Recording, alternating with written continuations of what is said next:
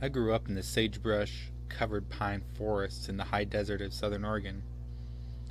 The seasons were well defined back then, and I can remember walking in the morning to a bright blast of cold, firm air sweeping across an endless white blanket of snow.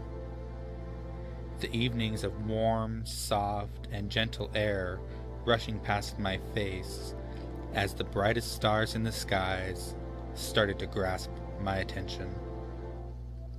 The crinkling sound of the leaves turning and falling from the seasons, ending long days and adventurous nights.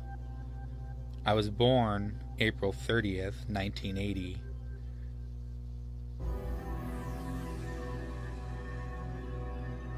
On May 9th, 1980, in Florida, 35 motorists were killed when a freight ship rammed the Sunshine Skyway Bridge over Tampa Bay, colliding with a supporting pier during a blinding thunderstorm. Collapsing 1,200 feet of the bridge sent 6 cars, a truck, and a Greyhound bus 150 feet into the water.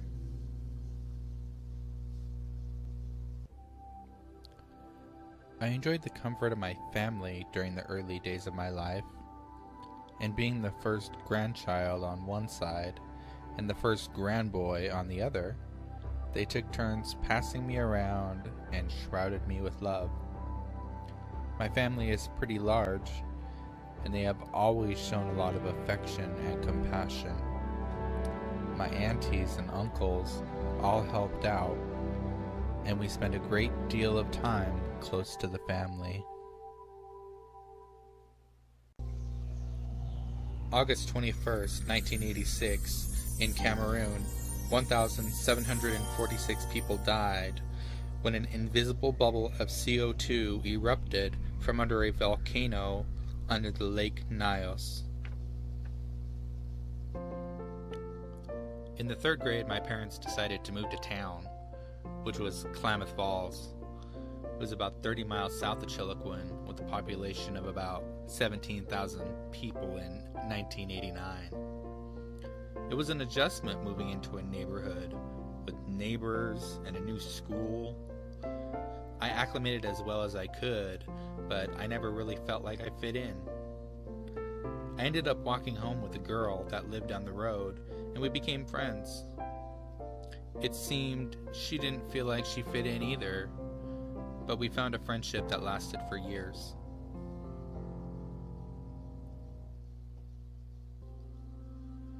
July 16th, 1990, 1,600 people died in a 7.7 earthquake in the Philippines. I started middle school in 1994, and by then, I'd made a few close friends and we were pretty much inseparable.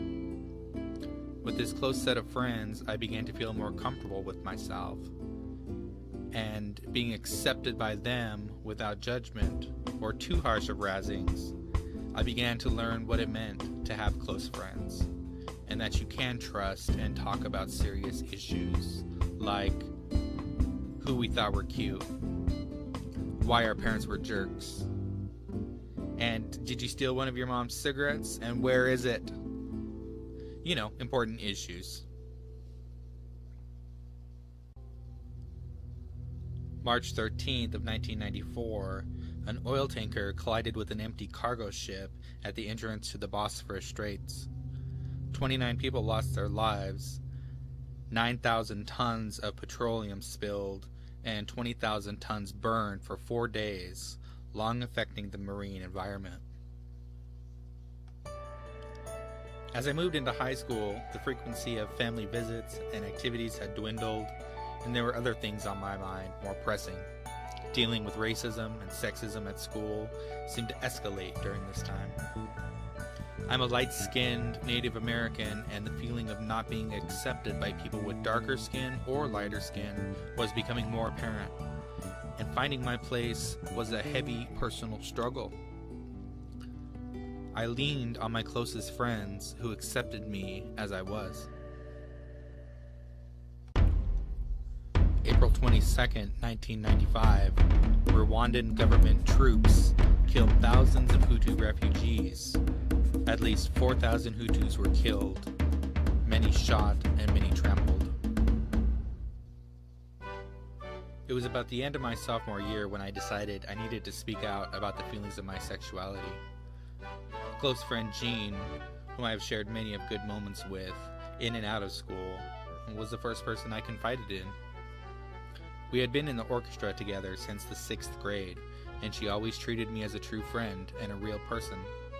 I told her I was gay. I was shaking with anxiety, sweat was dripping from my forehead, and the words stuttered as I forced them out. She said, "I already knew that." Me standing stunned, she said, "It's okay." And at this moment of acceptance by her and by me, I began a new life. I didn't feel the need to hide anymore, so I didn't. November 7th, 1996. Andhra Pradesh, India, a cyclone killed some 2,000 people. I moved away after high school to better my education to a small town in western Montana. The Salish Kootenai College in Pueblo was nestled against the Mission Mountains, and locals called them the foothills to the Rockies. They are magnificent. I stayed there for a year, but my mind wasn't on school, and I decided to move home. I was there briefly and then made a move to Portland, Oregon's biggest city. I moved with good friends, and we struggled our way to some stability. We found jobs, got an apartment, and just tried to adjust to the big city living. A lot happened in those years living in Portland, including the attack on 9/11/2001 on the Twin Towers in New York City.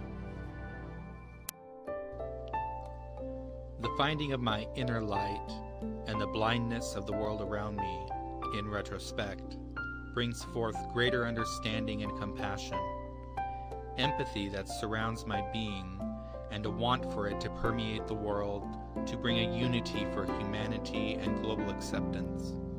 My struggles in life, in comparison with the tragic events that happen constantly, that are either ignored or there is no knowledge of them passed on. I understand my blindness in youth, and more than ever, I now understand the importance to have wide open eyes, an open heart, and an open mind.